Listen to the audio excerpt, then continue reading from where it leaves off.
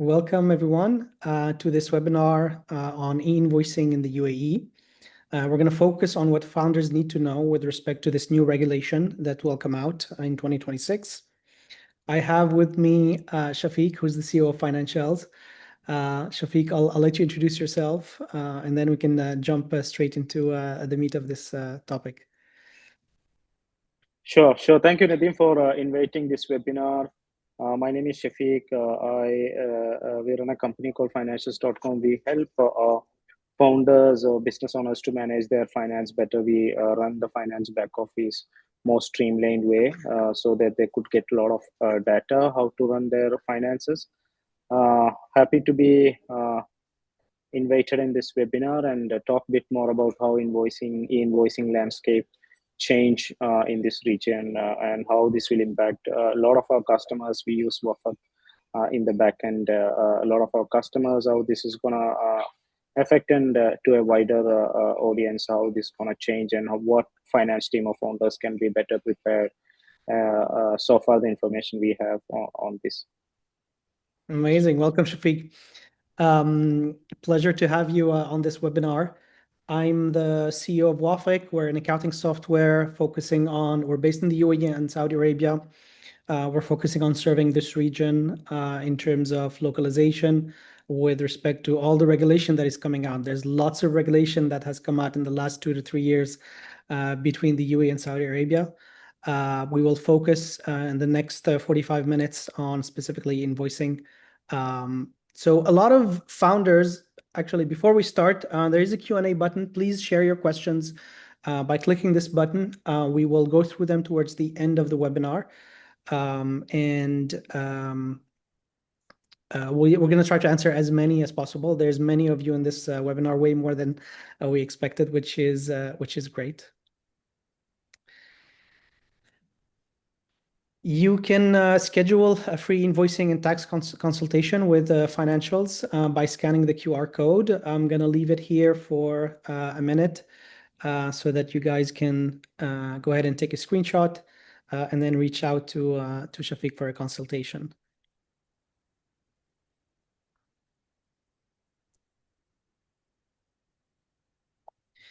All right.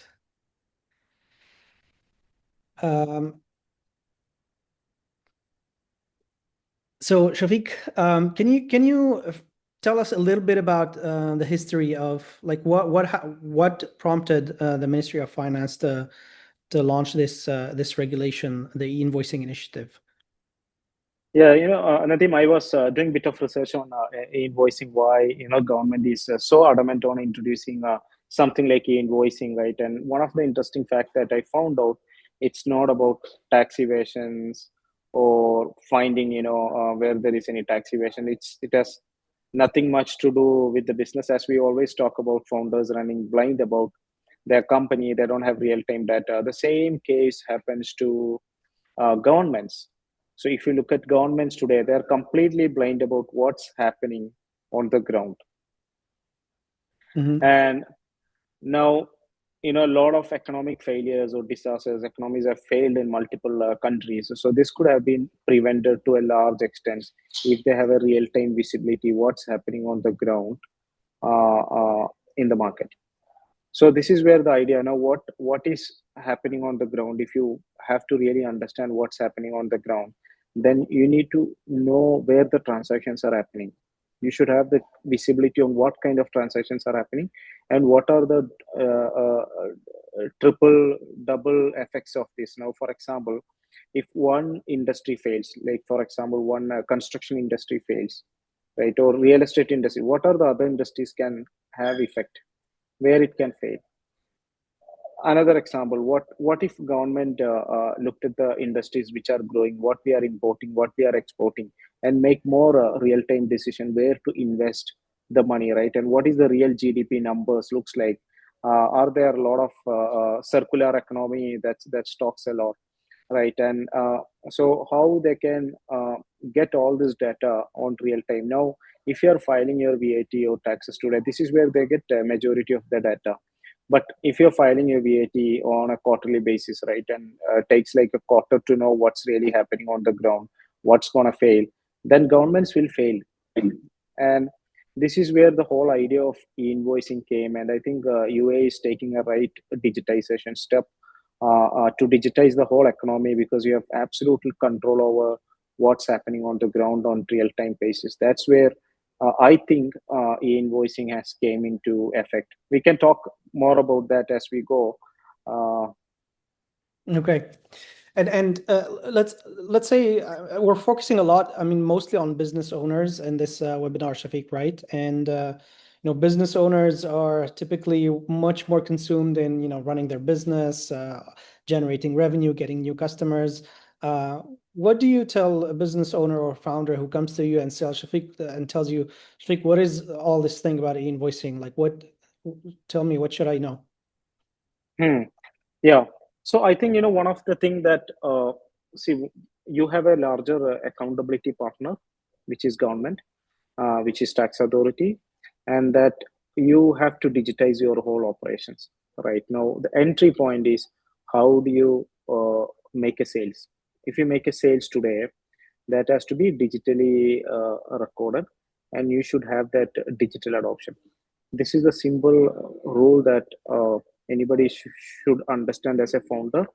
Now, this has two way, right? One, you send invoices to your customers. Second, you receive bills from your customers. So both has to be digitally stored, and it has to be digitally transmitted to the tax authority. This is a simple readiness. So I know most of business owners in UAE are not digitally adopted yet, right? If you look at a large chunk of offline market, where there is still pen and paper, documents, processing in PDFs, right? So there's a large chunk of people out there who are doing that, and that's gonna change. And it's a mandatory thing to digitally adopt if you are doing a business in UAE, and that's where all about invoicing. So you need to have a provider who give this digital invoicing infrastructure. You need to have an ERP provider, and then you need to set up the whole things and classify things properly. All sort of things has to be done if you are a founder, and you need to prepare for that. It's gonna come very soon. So that's what I would recommend anybody ask about what's the invoicing and what they need to do preparations. So first thing, get some digital provider who move your invoicing system into a digital solutions. That's number one, has to be done, any founder that doing business in UAE. So a digital meaning, let's say right now I just send the invoice to my customer, I send them a PDF. Is that not considered digital? No, that's not digital. Yeah. So so now when e-invoicing comes, you need to have a service provider, accredited service provider, where it's an XML format. So I think Nadim, you can also show that how this is happening in Saudi, so we can see really how does it looks like, right? And that then this will be directly transmitted to the FTA. Once the receiving end party also has to approve that invoice, then it goes to the FTA. Then the whole documentation will be validated. The supplier, their TRN number, all the details. So it's a complete digital process. So PDFs, digital solutions, if you are using some invoicing tools, that's not approved, not taken. So all this or Microsoft Document. A lot of people are using Microsoft Document. I see a lot of real estate companies do that. They issue on a Microsoft. So all will not be taken into consideration for this. So you have to follow the standard providers, use their systems, and then go through the process. Okay. So your invoicing software needs to be an approved service provider in order to be able to issue electronic invoices. Yes. So there is a 3-layer, right? One, you have an ERP layer. Second, that ERP layer connected to a service provider, accredited service provider, who just transmit this data in a way that FTA wanted to see. And then it goes to the FTA. So there are 3 layers. That's how it is being done. Or if your ERP provider is accredited, then that's the only one layer that is required. I don't know how that is done in Saudi at this point, Nadim. So maybe you could share more lights over there. how it is done in Saudi and how Wafeq providing this. Yeah, that's right. You either have a standalone ERP that is not integrated directly with the tax authority, or that is not actually also a service provider. So in this case, you will have to have your ERP, get a service provider, integrate them, and then the service provider essentially is the one that's connected to the tax authority. Or you can have also ERPs that are natively integrated with the tax authority. So this will be, for example, this is the case of Wafeq. We will be both your ERP or accounting software or invoicing solution and the service provider at the same time. So you don't need to build any integration with a service provider. In Saudi, it's the same thing. So the only difference between the UAE and Saudi is that in Saudi, actually, anyone can go and integrate with the tax authority. You can just, spend a few months building an integration with the tax authority yourself if you have the resources. However, in the UAE, you cannot just go and integrate with the tax authority. You have to go through an accreditation process to become a service provider. And typically, they will not let anyone be a service provider because, from a practical point of view, if you are the FTA, you don't want to deal with tens of thousands of parties trying to integrate with you. It's much simpler from a support point of view, from an organization point of view, to only deal with a handful of service providers and then let the end SME deal with the service provider, right? And this is what was adopted, the PEPL network, which you might, Yes. listeners might have heard of this terminology, of the PEPL network. The PEPL network is a European standard, and which is what the UAE is adopting. This is how it works. So the taxpayer works with the service provider, and the service provider connects to the PEPL network, and the PEPL network has the FTA connected to it. But what we can maybe talk a little bit about this later on. Okay. Yes. And I have one more question, Nadim, here. Now, when you say that, so it's not mandatory to have an ASP in between if you are integrated directly with the FTA. That's what you're saying, and that's the case in UAE also going to be. In Saudi, is not mandatory. It's not mandatory. You can integrate yourself directly with the tax authority. In the UAE, it's mandatory. You have to appoint a service provider. You cannot directly integrate with the FTA. You have to go Okay. to one of the approved service providers. Okay. Got you, Nadim. Yes. And so if we talk about like who does this apply to? If I'm, let's say, I'm a small business, let's say I'm not even VAT registered, does this apply to me as well? Yeah, so I think this is very important to understand whom it is applicable today and how this landscape gonna change. Now, if you are a B2B founder, business owner, if you're doing B2B, yes, it's applicable. If you're doing B2G, yes, it's applicable. If you're doing mix B2B, B2C, it's applicable on B2B side. But if you're doing B2C, it's not applicable. That's one category on a wider perspective. Second, turnover. Now, currently, UAE has mandated that they will go live on July 31st. July 31st next year, 2026, they will go live for the companies who are doing above 50 million. That's a pilot. They'll start pilot and you can voluntarily adopt the invoicing. Mandatory go live is 1st January 2027. So that's next year. Mandatory you have to. So you should be ready with all the preparations next year, and 1st January should be officially live. So before that, all the trust run, pilot run has to be done, and anybody can voluntarily adopt, and that's a good time to adopt. Now, if you are doing above 50 million, so you have to be worried if you are doing above 50 million to make sure you are fully compliant. Now, also if you are a B2B, B2G business or B2B, B2C business. Second thing, if you are doing below 50 million, like which you asked Nadim, of small business, SME segment, they have to comply by 2027 July. So again, pilot project will start on 31st March 2027.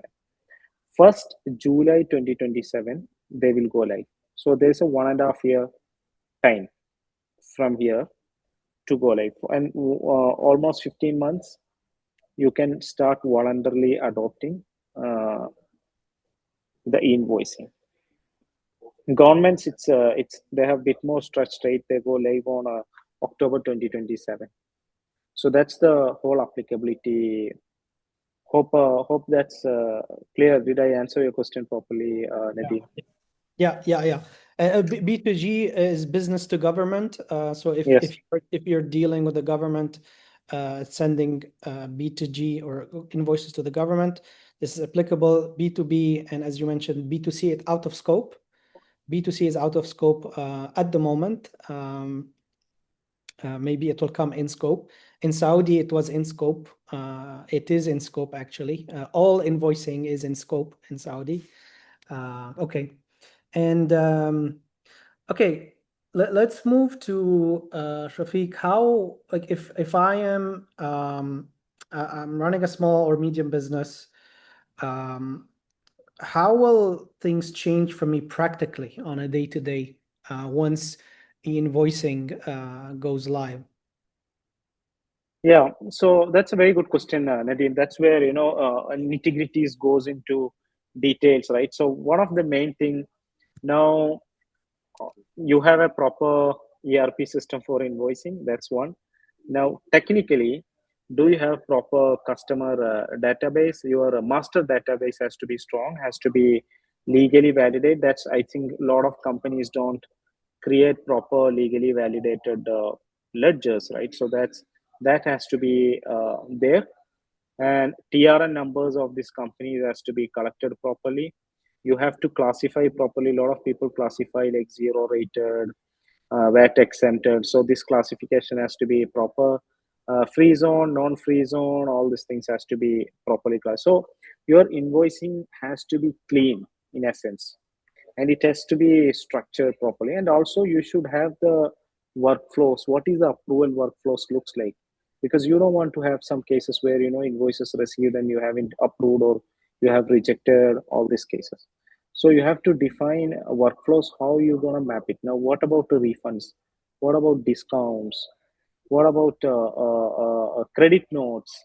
Right, all the edge cases that you need to map and build processes and workflows, so that you can actually run that smoothly, right? And now what if the system fails to capture these details? So what is the notification process that you need to follow? So all these things has to be defined for a business. So it's better if you are very process driven, if you have workflows defined. That's where day-to-day operations change, right? So find a vendor, find ASP, define workflows, how you're going to invoice, how you're going to receive invoices, what's the approval process, what's the rejection process looks like. That has to be defined. Once that is defined, then it's a piloting and taking it an iterate process, because there is not much room for errors in this, right? So it's a fully accurate invoicing process. So that's where the change is there for a lot of business owner or finance folks who are operating. Has to be very particular about the the cleansity or cleanliness of how they invoice. Yeah, that's exactly what we saw also in Saudi Arabia. And I will be doing a lot of analogies with Saudi because Saudi went live with e-invoicing 2 or 3 years ago. They went live in two phases. The phase two, which is the one that is really close to, which is actually the one to compare with the e-invoicing in the UAE. And it's exactly the issues you talked about. It's the data, your master data. So your customer information needs to be complete, the address, the VAT number, because once you issue an invoice, it has to be validated by your service provider before it can be Mm. sent to the customer. So that's quite a big change, which means that if you don't have the right information for your customer, you're going to be blocked. You're not going to be able to issue the invoice. Now, it might not be a problem if you have a small number of customers, but let's say you have hundreds of customers. You need to start the data cleaning process, relatively early so that you are ready once e-invoicing goes live. And you spoke about voluntary participation in the e-invoicing, the voluntary participation phase. Highly recommended because it's totally fine if you make mistakes. During the voluntary, you're not going to be um, held accountable by the FTA. It's an opportunity for you to, slowly, or let's say more comfortably, see the changes in your process, adapt your process, fix your data, so that when the mandatory phase becomes live, it will be completely seamless, as if nothing happened for you.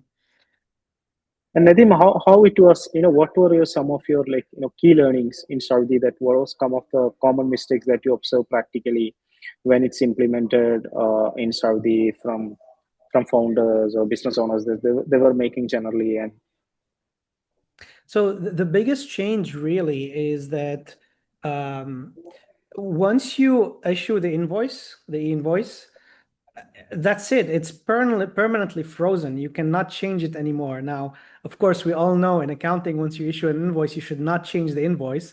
But we also know that it's very common practice to go and edit the invoice and resend it to your customer. Once the invoicing goes live, and when it went live in Saudi in phase 2, once you reported the invoice to the tax authority, that's it. You can no longer go and modify the invoice. So the way to do it, if you made a mistake, is it's not complicated. You just void the invoice, which your system, your accounting system, should issue a credit note, report the credit note to the tax authority, and then you create a new invoice with the correct details. So that is a small change in process, but people become a bit more careful before they kind of finalize the invoice, right? You leave what we're seeing is that you tend to kind of not report the invoice until you're 100% sure, maybe until you got paid, for example, by the customer, then you report the invoice. So there are some behaviors that we're seeing that are understandable, and we expect there will be exactly the same thing in the UAE. You will hold off reporting the invoice, even though it's definitely not recommended. You should report an invoice when VAT becomes due. But this is the main change that we saw. Of course, other than the data problem that we talked about, like if you do a B2B invoice, you have to have the VAT number of the customer and the full address details. So what we've seen is that companies that are not ready are just ending up issuing a B2C invoice, which is called a simplified invoice, which is an invoice that retailers issue to individuals. So some B2B invoices ended up being reported as B2C invoices because the supplier didn't prepare their data. But generally, what we've seen is the tax authority has been lenient with the taxpayers because it's a big change. Having 1.7 million SMEs in Saudi go on to e-invoicing in such a short period of time is a big achievement, and the tax authority um, understands the challenges. So what they do is they don't issue fines easily. They give you several warnings before you even start getting more serious warnings and potentially fines. And probably the UAE will probably do something similar. It is a very big technological process change, to get a business to yes. find an accounting software, change their process, really start getting on board, and so on. So yeah. Interesting. And would it be possible for you to show like a demo how that works in Saudi for for the people here, just to see, and how it works in Wafeq? Yeah, so I'm going to show very quickly how typically the e-invoicing flow uh, will happen. So this is inside Wafeq. Typically, if you have an accounting software that is, so the way we will implement invoicing, it's going to be native to Wafeq. So it will be part of the invoicing experience. Some software providers, again, will seek third parties, so the experience will be different. But currently, this is how it looks at the moment. You see my screen, right, Shafeekh? Yes, I can see. Yeah. So essentially, when you are creating an invoice, I have an invoice that is already prepared. The accounting software will verify that the data that you entered is complete. So here, we've done the verification, and Wafeq tells you this invoice is ready to be reported to Zatka. Zatka is the Saudi tax authority. It's the FTA equivalent in Saudi. So the invoice is ready to be reported to Zatka for final clearance. There's a button here that you can click to report. Whenever you're ready, you can report it to the tax authority. If there are any issues, for example, you forgot the address, you forgot the tax registration number, the software will give you validation errors that you will need to fix before you can report to the tax authority. So once you're ready, you just click report. It will post it to the books. It will report it to the tax authority. And once it's reported to the tax authority, there will be a QR code generated. So if you download the invoice here, and that QR code is proof for both you and your customer, this QR code here. If you scan it with, not with your phone, but with the Zatka mobile app, it's a QR code that is encoded. So you cannot scan it with your phone. You have to use a special app. So you can use the Zatka app to verify that actually this invoice has indeed been reported to the tax authority.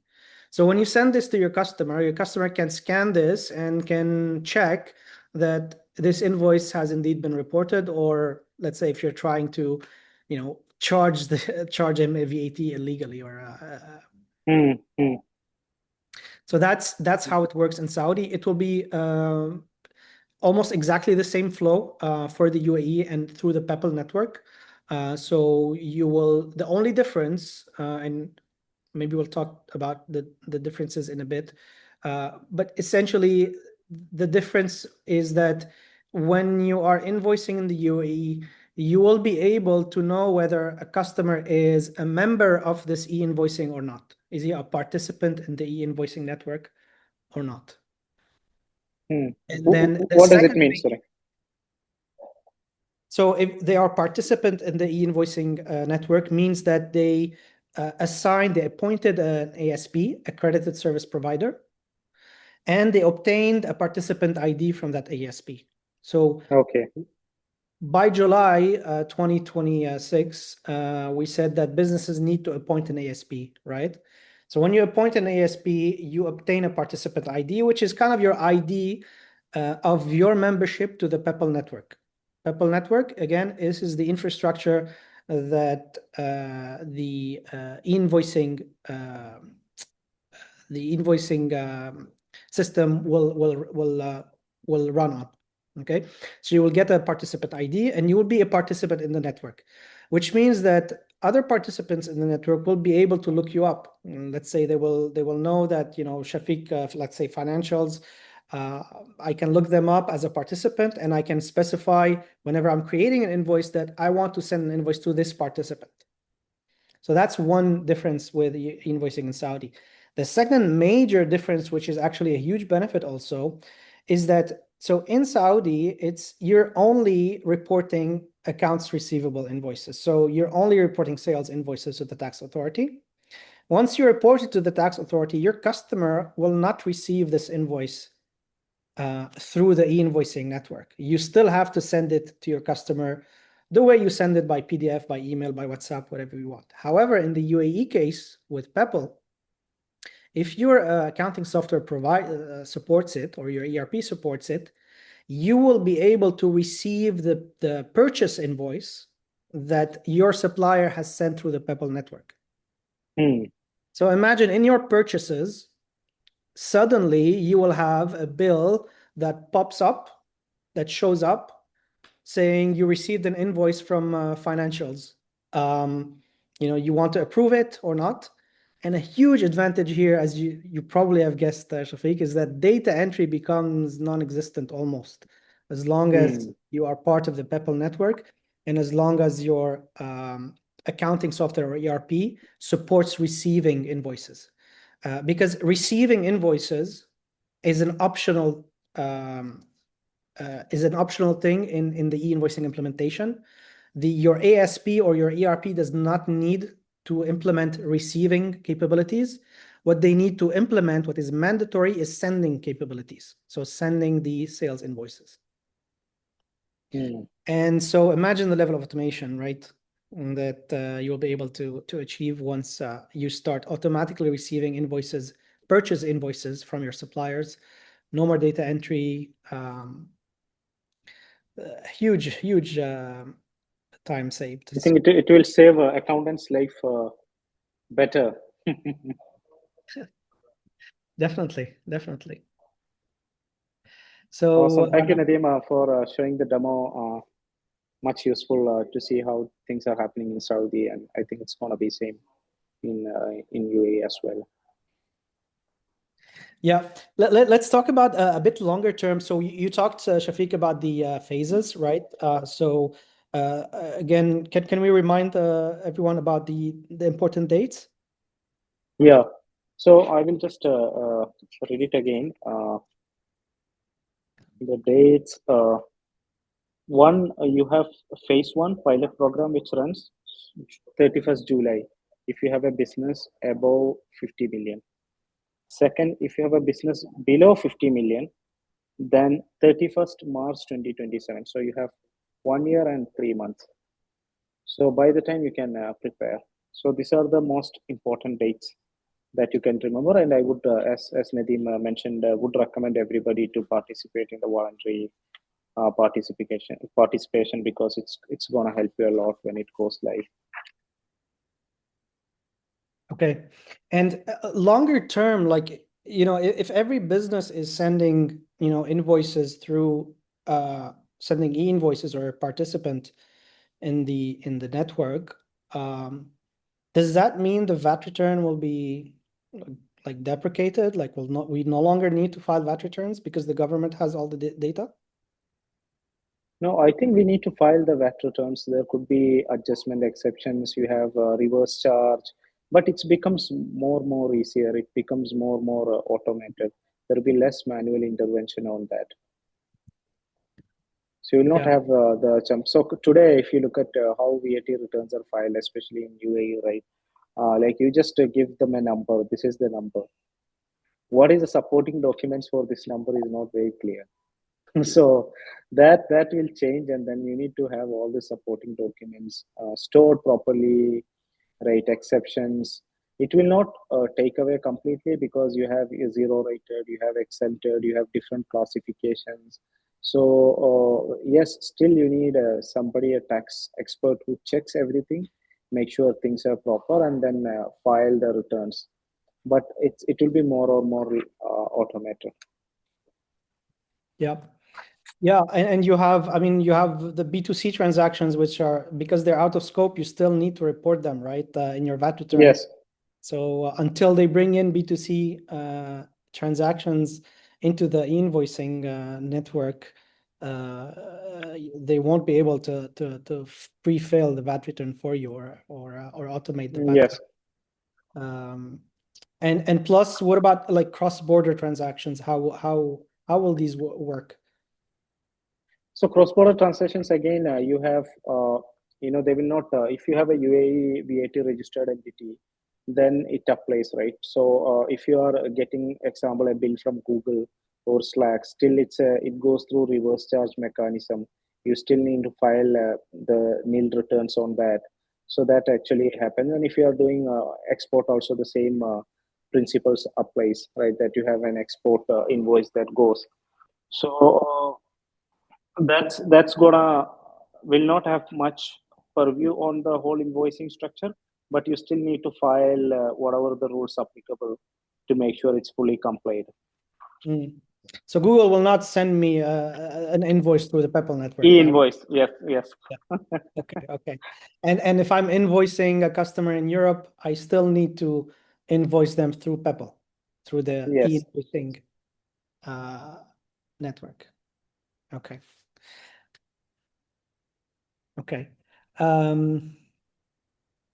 What is the will this impact audits, Shafeekh? How will this be affected? Do you think it'll make their job easier or harder?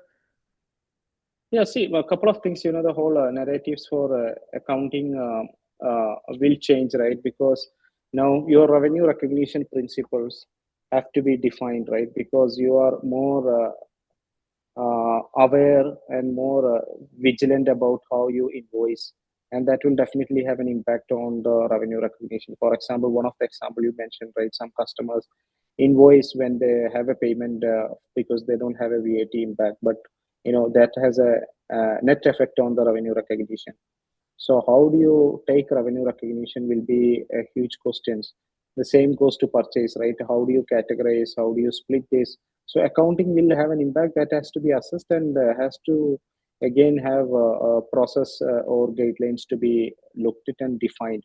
How you wanted to recognize revenue, and looking at both from a reporting lens and a tax lens. So there will be a bit of tax planning has to be done, but it also you have to see from a larger lens how that affect your revenue recognition, your P&L reporting, that all have to put through. And then probably, for companies who are growing, it's always good to have those SOPs or guidelines in place, how you wanted to recognize revenue, how you wanted to categorize expenses. So there'll be a bit of change from that lens. But I think the accountants' works load will be reduced from that lens to a large extent, because a lot of digitization is already in place, because that's where they spend a lot of time booking these bills, taking out this bill, sending invoices, right, crushing through this numbers, data entry, all these things will be largely automated, so they could actually do more strategic works. Okay. Okay. And before we move on to the next segment, which is more on the technical side, how should founders be prepared, and when should they start preparing? And what is the first thing you want to tell your founder friend on e-invoicing? Yeah, I think Nadim, you could talk more about this on the technical side, but I would recommend anyone to have an ERP first, or an proper accounting software, ASP provider. That's a step number two. Define workflows, processes, how you're gonna do invoicing workflows. That's all. Then you can do pilot testing, as you mentioned. Clean up your customer data, purchase data, all those master database you can clean up. Then you are probably ready if you have all these things in place. So that's what readiness comes. I think you could talk more on the technical side, Nadim. Yeah, let's jump into. I'm gonna try not to be too technical. But hopefully, I mean, the goal is for it to be enough information for business owners and founders to be informed. So the way what I would tell a friend who comes to me and who says, Nadim, I heard about invoicing. What should I do? The first thing is I would ask them, like, look, is your software provider, is your ERP or accounting software going to support e-invoicing? Generally, if you can tell basically by the focus of the software, are they focusing on are they localizing or not? If they're not localizing, this is now, we're getting to the end of the year. January is a great time to switch providers, because you're going to have to do it for sure if they are not localizing. Otherwise, you're just taking a big risk. You will have to figure out a solution that will be a lot hairier than just simply switching to a provider that will support e-invoicing. So that's the first thing, is take advantage of the year end now to move to a solution that will support e-invoicing. The second advice is, I would try to understand a bit the size and complexity of the business. So, if you're a 5-person company, you're going to be fine as long as your provider is going to support the invoicing. You have very simple processes, not much complexity. B2B invoice volumes are typically low. They're not like B2C, which will reduce complexity. So just make sure you're on the right software. And then once you approach the deadline, you can start getting informed in more detail on what changes in your flow. So in the case of Wafeq, what will change once e-invoicing goes live is there will be a step where you need to connect your Wafeq account to the network. This will be generally pretty seamless. Once you connect to the network, that's it. Like the invoicing flow will not change. There will be just additional validation rules on invoices. And that's it. Off you go. Very similar to the implementation in Saudi Arabia. So in Saudi Arabia, you connect your tax authority account to Wafeq. Imagine if you've done connections, if you've used software that connect with other software, it's going to be very, very similar, pretty seamless process. If you have a more advanced business, so for example, if you have an online business that we're using a payment gateway and you issue invoices kind of programmatically or automatically, you're going to need a solution that can serve you. So these are typically API-based solutions. Again, don't want to go too technical, but if typically you have an online business, you need to do a little bit of engineering. You need to have your IT team or engineering team implement these changes. And these typically will take probably, I would say, 2 to 4 weeks. Let's say 4 weeks to be on the safe side. So plan for that. Put this time aside. We're still, it's still a bit early right now to kind of start planning for this, but you want to start to do it, let's say 3 months before July, because from our point of view, we highly recommend you go on the voluntary path. So you sign up to the network before it becomes mandatory, sorry, in order for you to be prepared and no, so you don't stress out when the deadline comes. And so if your solution provider does not support natively e-invoicing, you're going to have to look for a third party. So sometimes it's called middleware.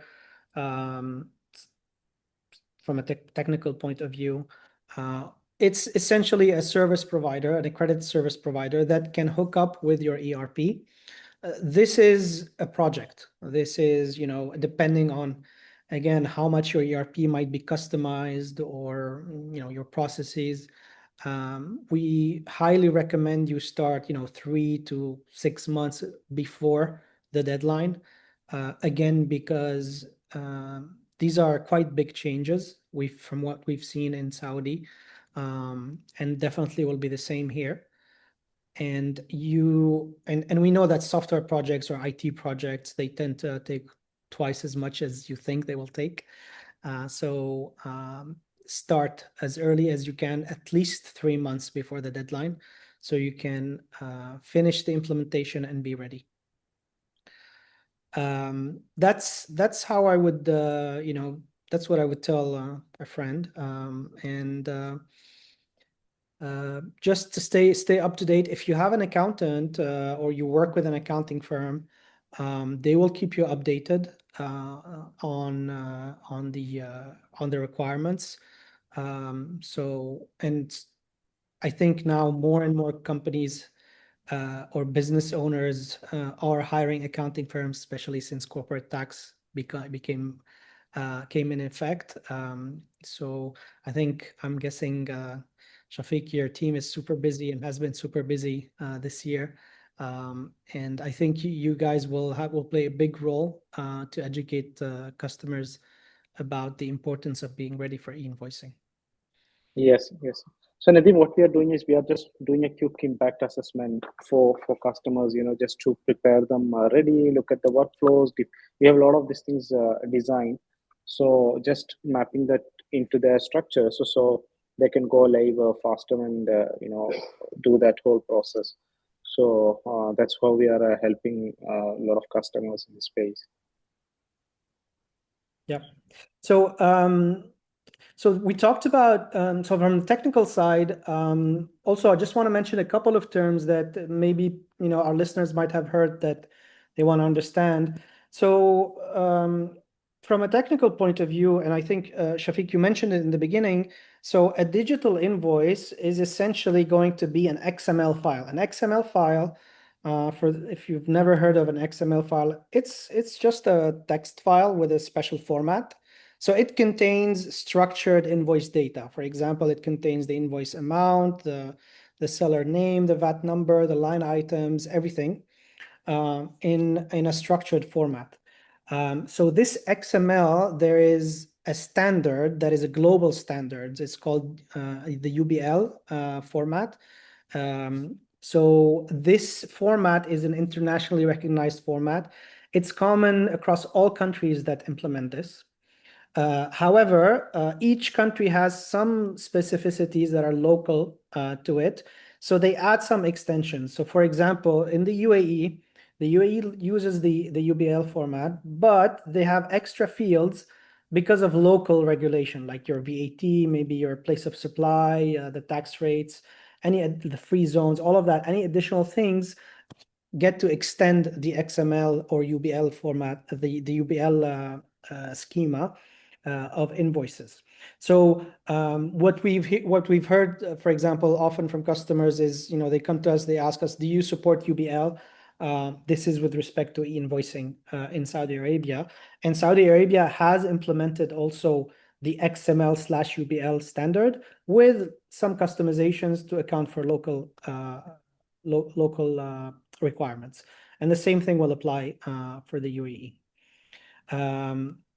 So because also this UBL format is standardized, it means that technically and practically, you will be able to receive invoices from outside the UAE, from a country that implements e-invoicing, and your service provider will be able to send you, or will be able to receive that invoice in, let's say, the French UBL format, for example. Because there are common fields to all the countries, and then there's localized fields. So if your customer or your supplier is part of the Peppol network in their country, they will be able to look you up and send you the invoice through the Peppol network. Okay, so that's also how the advantage of using a framework or a network that is also used in other countries, mostly Europe, but also Singapore, Malaysia, and so on, this is a big advantage. And also, by the way, the other GCC countries will also implement Peppol. So Oman, Bahrain. So imagine it will be very easy to exchange invoices between traders within this or businesses in these countries. And Nadim, I have one question like related to this. How do you see the tech product landscape changing in the whole finance operations? How this will be beneficial for a lot of companies?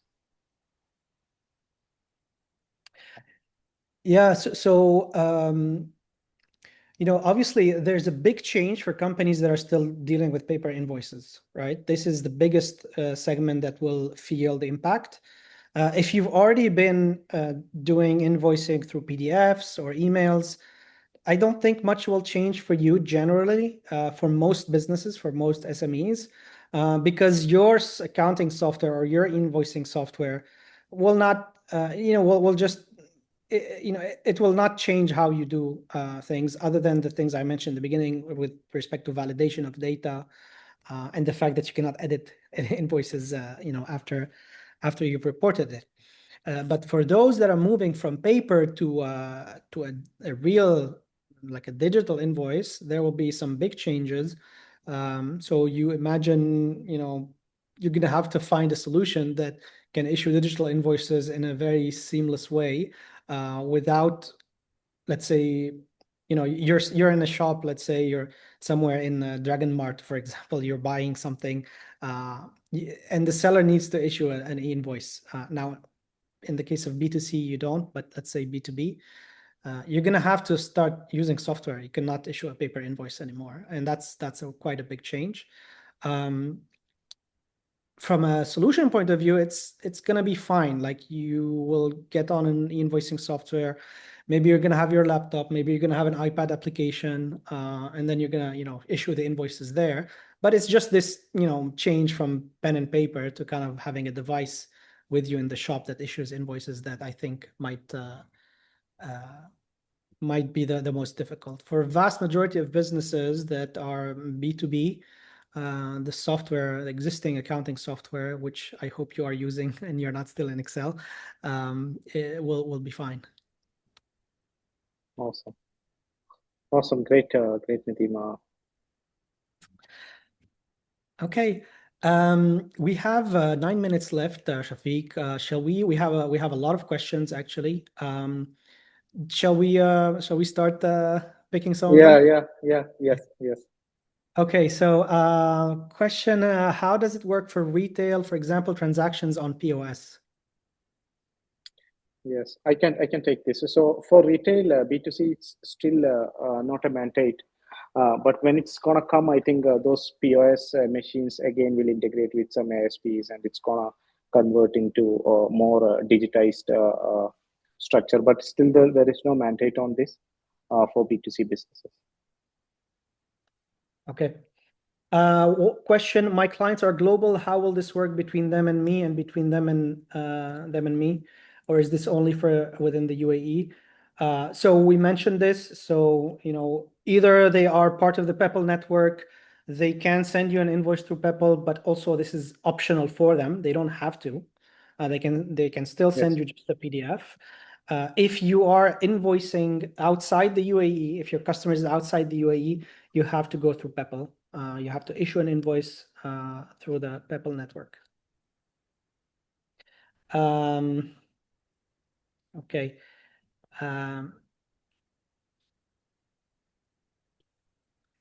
Okay, so since PDF invoices and paper invoices will no longer be valid, how should businesses handle hybrid scenarios where a client still insists on a human readable PDF alongside the mandated XML file?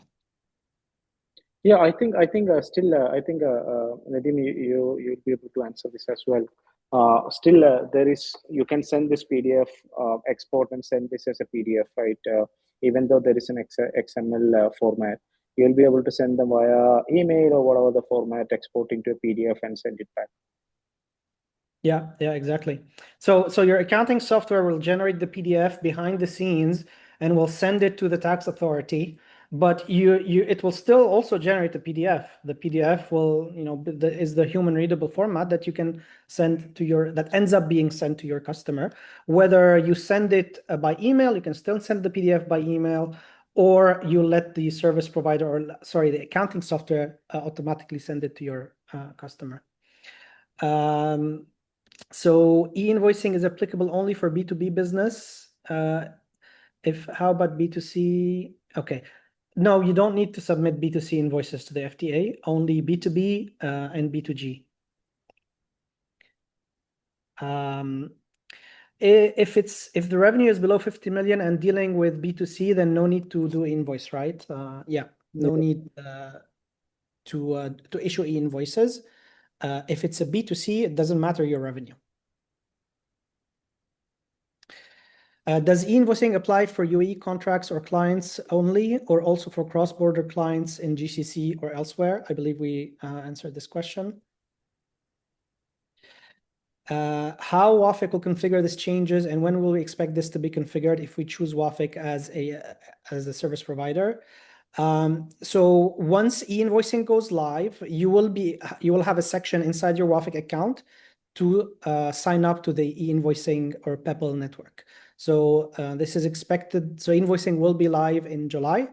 This is the voluntary phase where you can start issuing invoices on Peppol. And the same time, this feature will be made available in Wafeq. So for B2C, we don't know. There's no timeline from the FTA or the Ministry of Finance on whether they will implement it. What if the SME is tax exempt, Shafeekh? Do you still have to issue invoices? I think it's if it's a tax exempt, it's still optional. If it's through a Pebble network, they can use it.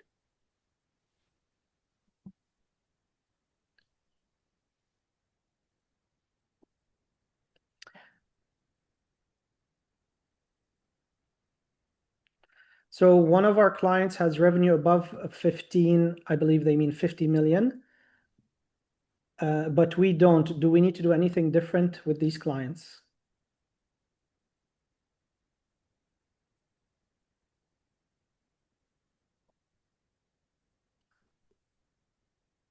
One of our client has revenue, but we don't. We need to do anything different either with this client. Not now, but you have to be aligned on those timelines when it comes for below 50 million. Question: digital signature is digital signature required for invoicing? Your ASP will automatically sign the invoice, so you don't need to worry about it. How will purchase orders be updated? So purchase orders are not in the scope of e-invoicing. Pebble network is designed to exchange different types of documents, including purchase orders. However, the purchase orders are not part of this implementation of e-invoicing.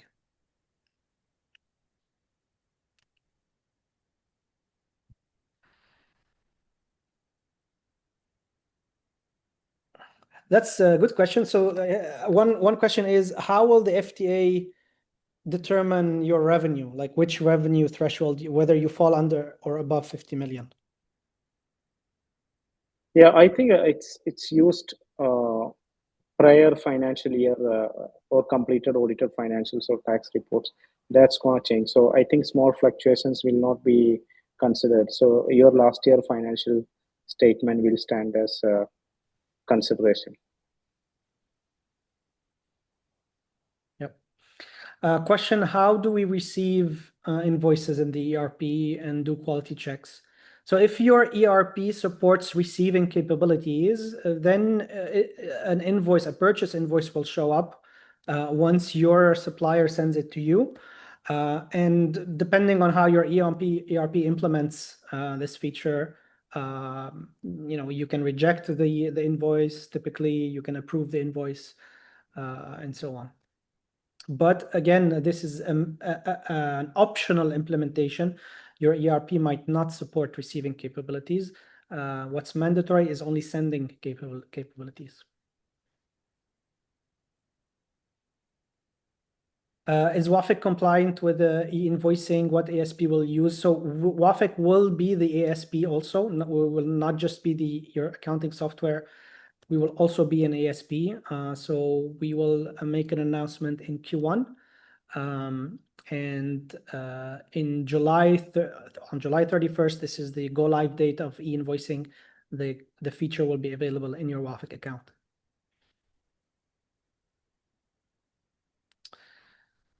So what's the difference between simplified tax invoice, which is a B2C invoice, and a B2B invoice? So B2C invoice is called a simplified tax invoice. B2B invoice is just called tax invoice. That's the main difference.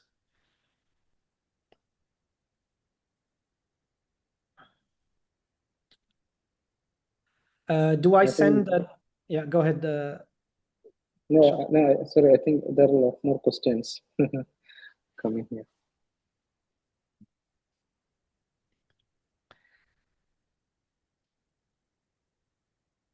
Yeah, please, Nadim. I think we could answer a couple of them, and then if it extends the time, then you Yeah. could book a meeting with any of Yeah. us. Okay, there's a lot of questions, so we'll pick two more. Apologies for everyone else, but please feel free to send us your questions either to Shafeekh or to us at Wafeq. So what about free zone transactions? Are they out of scope? No, they are in scope.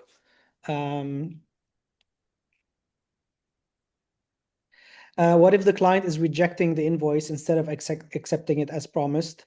This is a separate workflow, this separate topic. Rejecting an invoice, this is something that is up to the SME. For tax purposes, for the FTA purposes, so if you sent an invoice to your customer, it will be reported to the tax authority. If your customer rejects the invoice, you need to issue a credit note. So you will need to send the credit note to your customer so that the tax authority is informed that this invoice has been voided.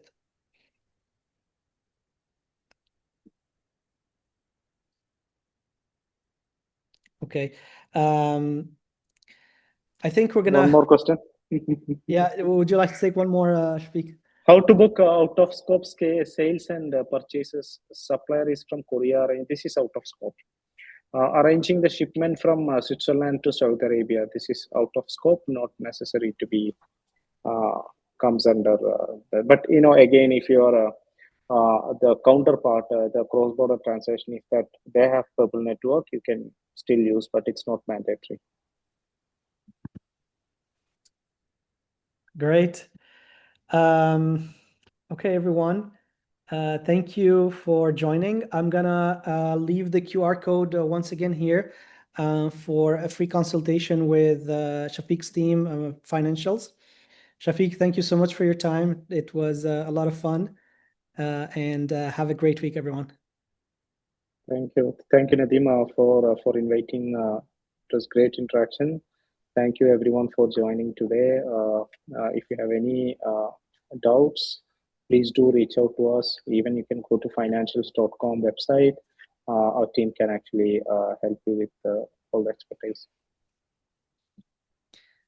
Thank you, Shafeekh. Thank you, everyone. Have a great